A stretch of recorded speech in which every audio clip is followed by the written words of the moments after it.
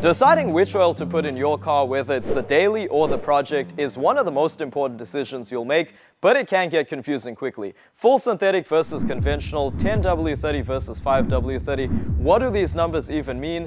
And not to mention all the brands out there. Shell invited me out to get a behind-the-scenes look at what goes into making high-quality engine oil. So today I wanted to break this down once and for all, and I just happen to live in the city where it all goes down.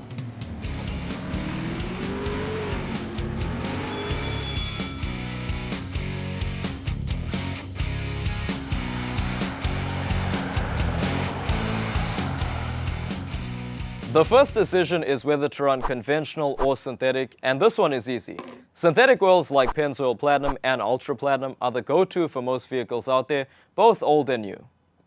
Just take a look at these timing chain covers from our taxi test fleet. The engines that ran synthetic had little to no varnish compared to those that ran conventional. But to truly understand this difference, we have to zoom in.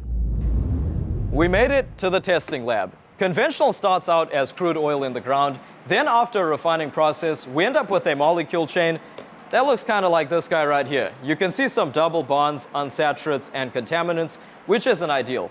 Now this right here is what you want. This is a molecule chain found in a typical synthetic base oil. Notice the uniform structure, little to no unsaturates or contaminants. In the engine, this results in an oil that's more stable and longer lasting. But the scientists at Pennzoil said, we can do even better. So in every bottle of Platinum and Ultra Platinum is a proprietary synthetic base oil derived from natural gas called GTL. That stands for gas to liquid. On top of the benefits of being synthetic, GTL allows for better low temperature performance, high temperature oxidation resistance, less aeration, and can better interact with high performance additives. In the industry, these base oils are classified by group number, with conventional occupying the groups 1 to 2 range and synthetic in the group 3 area.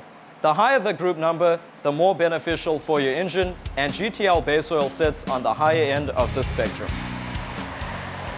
Now let's talk viscosity. It's a measure of how thick or thin a fluid is. Here we'd say this fluid is more viscous than this one.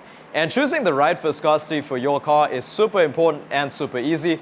Just check the owner's manual or your vehicle's app for the correct viscosity grade. Now, because engines operate in both cold temperatures at startup and hot temperatures when on the move, we represent viscosity by two numbers called the viscosity grade. The first number is viscosity at startup, and the second number is viscosity at operating temperature.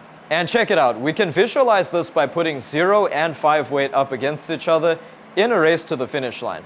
We cool these samples to negative 30 degrees Celsius, and as you can see, the 0 weight flows much faster than the 5 weight.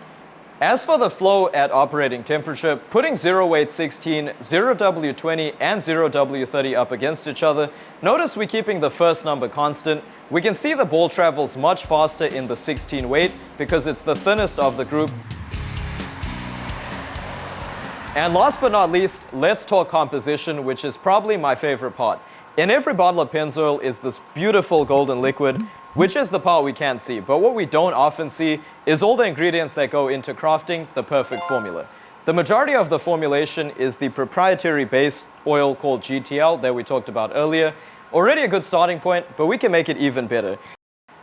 Enter the additives, each with a unique and important purpose, like friction modifiers, which establish a film on internal engine components to reduce friction, heat, and metal-to-metal contact. In here, we also have antioxidants, not those, which prevents acids from forming when molecules in the oil try to bond with fuel, oxygen, and water as the engine runs.